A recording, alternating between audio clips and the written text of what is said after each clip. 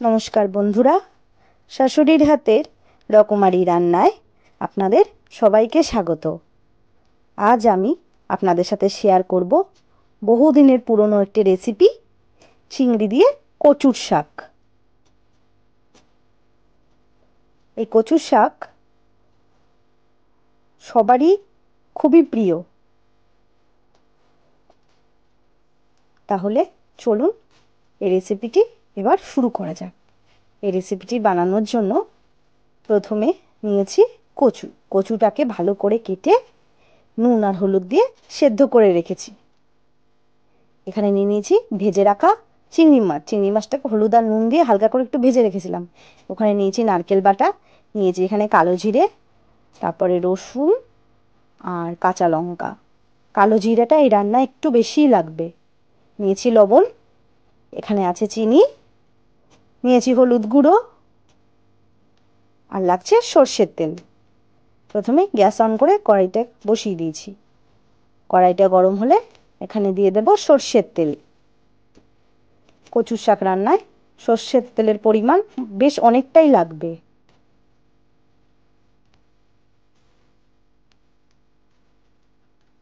তেল গরম হয়ে গেছে, এরপর দিয়ে দিয়েছি 5 থেকে 6 কোয়া রসুন। এরপর দিয়ে দেব এই তেলের মধ্যে 2টো কাঁচা লঙ্কা আর দিয়েছি কালো জিরে। কালো জিরে প্রায় আমি 2 চামচের মতো দিয়েছি। কালো জিরে ফোড়ন দেওয়া হয়ে গেছে, এরপর আমরা দিয়ে দেব ভেজে রাখা চিংড়ি মাছগুলো। জাস্ট হালকাভাবে সাঁতলে এর মধ্যে এবার দিয়ে দেব সেদ্ধ করে রাখা কচুগুলো।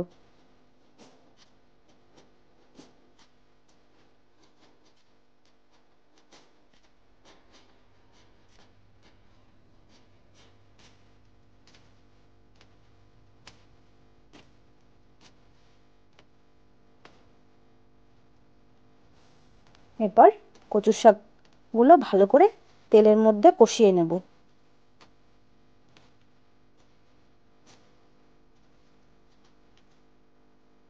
কচুর শাক রান্না করতে একটু সময় বেশি লাগে, কারণ কি কচুর দিয়ে অনেকটা জল বেরোয়, সে জলটা শুকোতে একটু সময় লাগে আর বারবার করে নেড়ে চেড়ে যেতে হবে।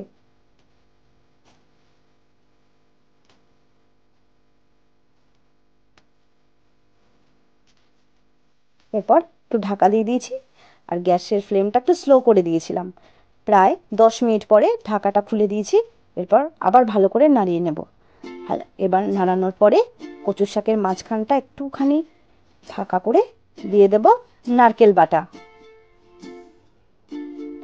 আমি এখানে 3 চামচ নারকেল বাটা দিয়েছি। এরপর কচুর শাকগুলো ঢেকে দেব।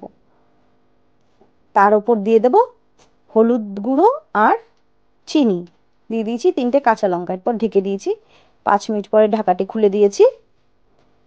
এরপর ভালো করে এবার কচুর শাকের মধ্যে নারকেল বাটাটা মিশিয়ে নেব। এই যে ভালো করে মেশানো হয়ে গেছে।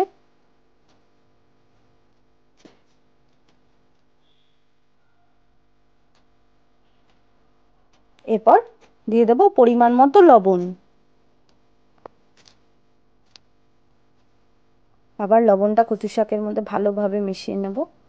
এই যে কিছুক্ষণের জন্য আবার ঢেকে দিয়েছিলাম। ঢাকাটি খুলে আবার ভালো করে নাড়িয়ে চাড়িয়ে নেব। এরপর দিয়ে দেব চিড়ে রাখা কাঁচা লঙ্কা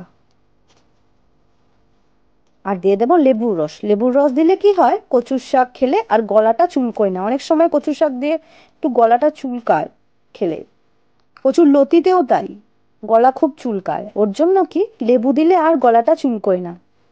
এই যে দেখুন কড়াই থেকে কচুর শাকগুলো এইভাবে ঠিক খুলে খুলে যাচ্ছে, একটু আটকায়নি। আমাদের রান্না পুরো কমপ্লিট। এরপর আমি একটি পাত্রে নামিয়ে নিয়েছি। রান্নাটাও যেমন একদম সোজা, একটু সময় লাগবে, কিন্তু খেতে একদম দুর্দান্ত। তা দেখুন কেমন লাগলো আজকে আমাদের রেসিপিটি। আপনাদের যদি রান্নাটি ভালো লেগে থাকে তাহলে অবশ্যই একটু সাবস্ক্রাইব করে দেবেন আর লাইক করে দেবেন।